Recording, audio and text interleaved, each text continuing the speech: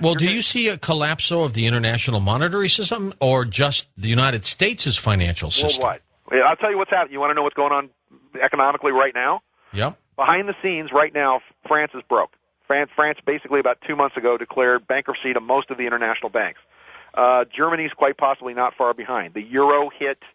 I've been doing some forex trading, and we had a really bad day because the euro hit $1.47 and change. That means that with the euro going up, that means that they can't export anything.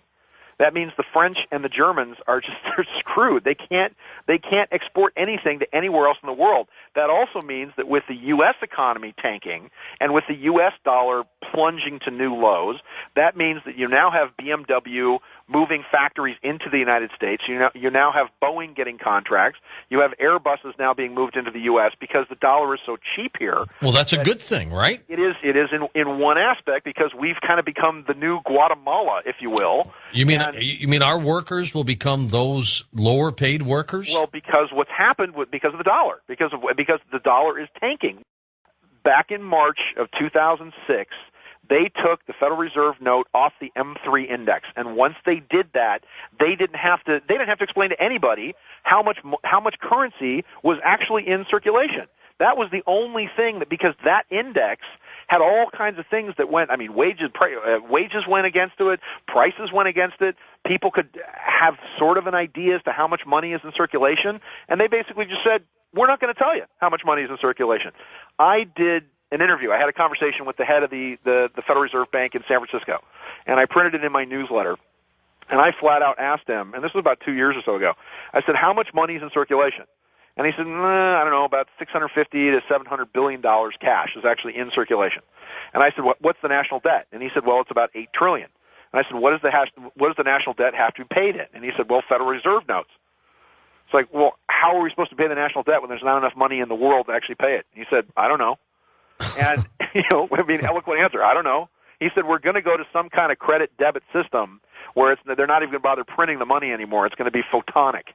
It's all going to be blips of light and photons and all on your credit card, and eventually, which will go to an RFID identifying chip system, which is the cashless society. Yeah, of course, a cashless society because now, and here's the really scary thing. I mean, the next step is there are people talking behind the scenes now that the euro is going crazy, that the central banks now have done the exact same thing to the Europeans that the Federal Reserve did to the United States beginning in 1913.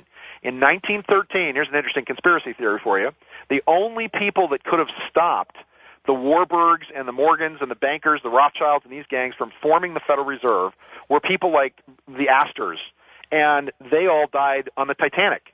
So the minute all the wealthy people die on the Titanic, it then allowed them to set up the central bank and set up the Federal Reserve in 1913. Now, there's not another conspiracy there. Oh, there is, but it has to do with them withholding reports and the prize that was given to the captain for making the crossing in record time and sailing right into an ice field. But the Astors died, and that allowed them to all meet at Jekyll Island and form the Federal Reserve and basically get complete control of the money supply. It took them 20 years from 1913 to 1933 to bankrupt the government of the United States.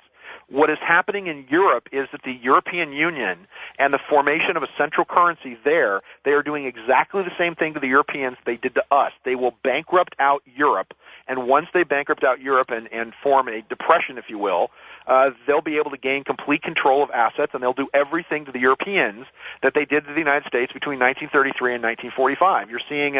You're just seeing an acceleration of that process now. And with France, and France is done. I mean, you'll see riots in France by the end of this year. By January, February, you'll see riots in Paris. You'll see riots all over because their entire social structure is going to completely collapse. The country's bankrupt. They can't export anything. Germany's the same way.